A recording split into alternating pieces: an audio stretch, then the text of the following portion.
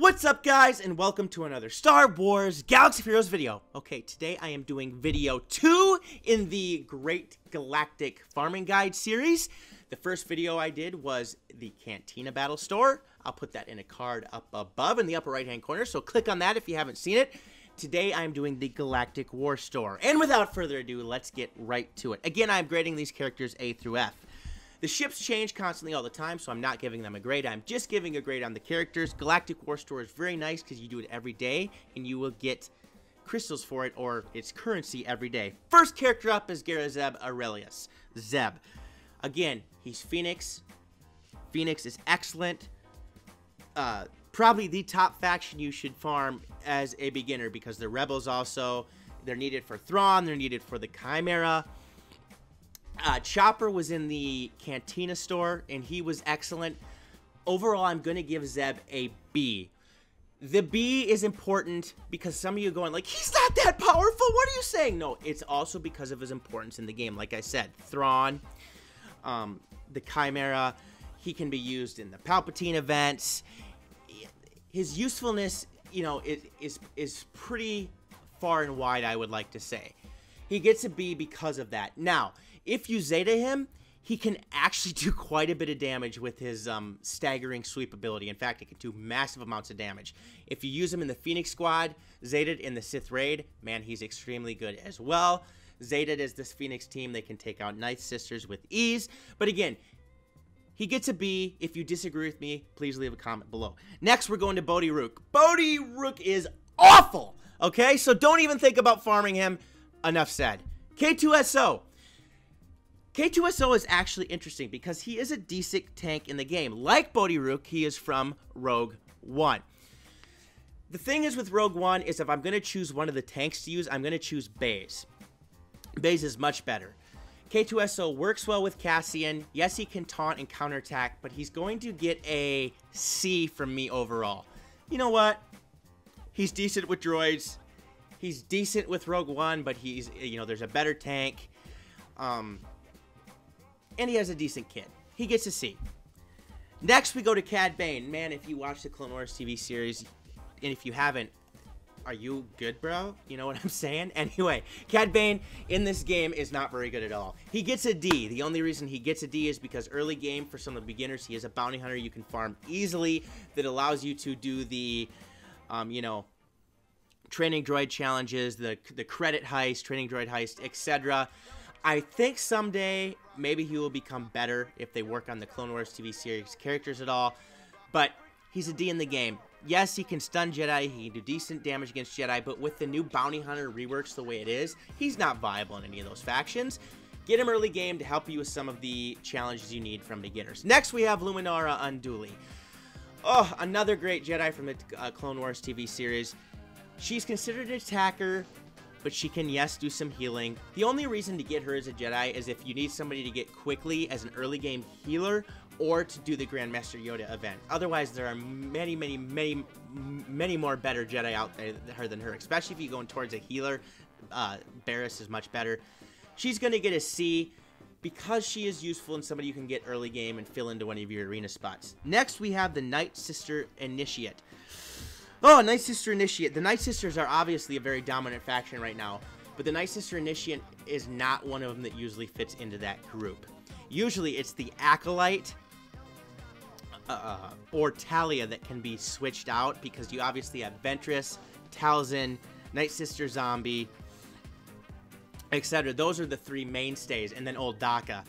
You know, then you have the Night Sister Initiate just does not fit into that group. She gets a D for that reason.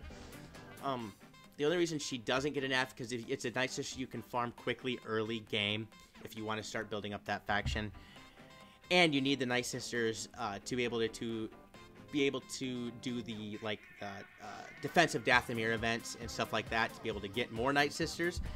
Next we have Tebow. Tebow, one of the Ewoks. If I was going to grade him in the game about, like, you know, maybe a year and a half ago, I'd grade him higher. But because the Rancor raid is so much easier to take down now, he's not as needed with his ability to really wipe out turn meter. He's going to get a C. Why? Because he's actually decent with Ewoks. I think Ewoks could be the key to defeating that mythic tier on the assault battles, ground war, that, you know, you usually got to use the resistance with, then they changed it to Jedi, and I have 5 good Jedi, and I can't come close to beating it in the mythic tier. I think Ewoks and potentially Ugnaught could be key to that. I give him a C. You know, he was better back in the day, but if you disagree with me, again, leave a comment. Now we get to go to Biggs Darklighter. Biggs! Oh my gosh, I have said that his ship is the best ship in the game. It's the best tank ship in the game, and it may be the best ship in the game overall. But also, especially as an early game player, and now one of the teams that can help take out Traya pretty easily too is WIGS, which is Wedge and Biggs.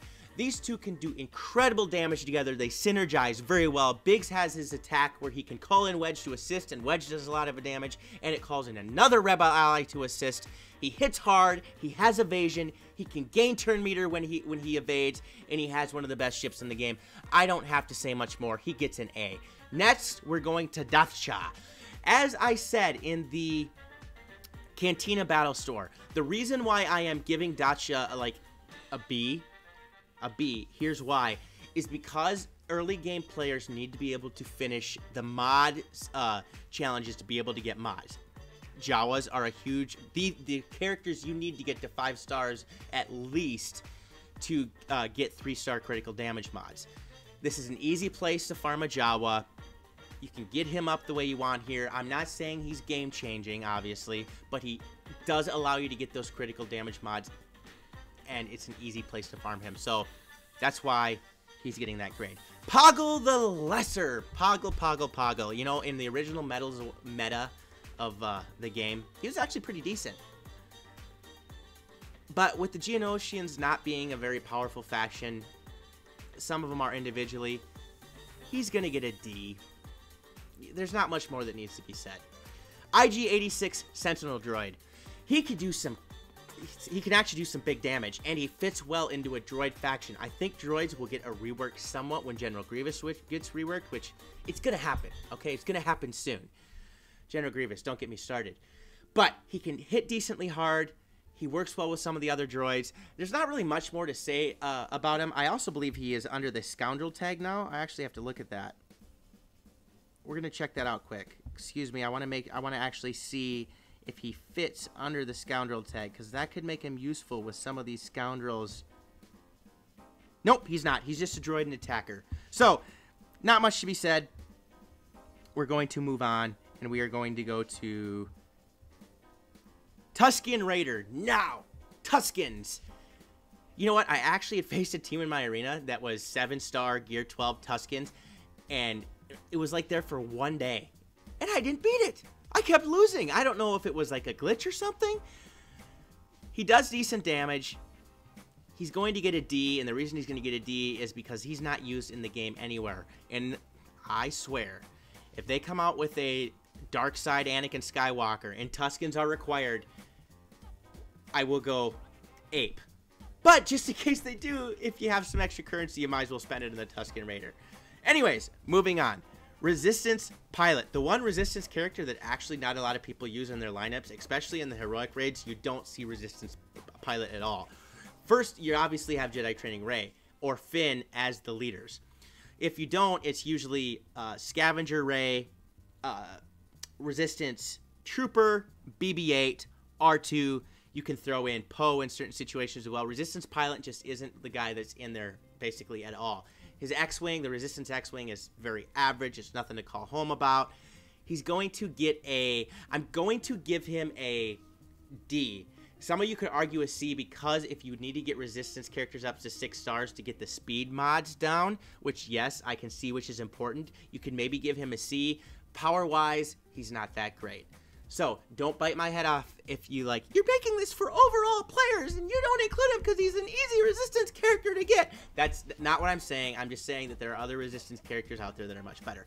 Captain Phasma. Captain Phasma, one of the original great leaders of the game and a First Order leader as well. I don't use her as a First Order leader as much anymore. I use Kylo Ren unmasked, but Phasma is still a great character. She can give advantage. She can help take control of the battlefield. She gives speed down, etc. Overall, I'm going to give her a B. Yes, she's not as powerful as she once was, but she's still a pretty good character as an early game player. Phasma can be very helpful for you, so that's why it gets a B.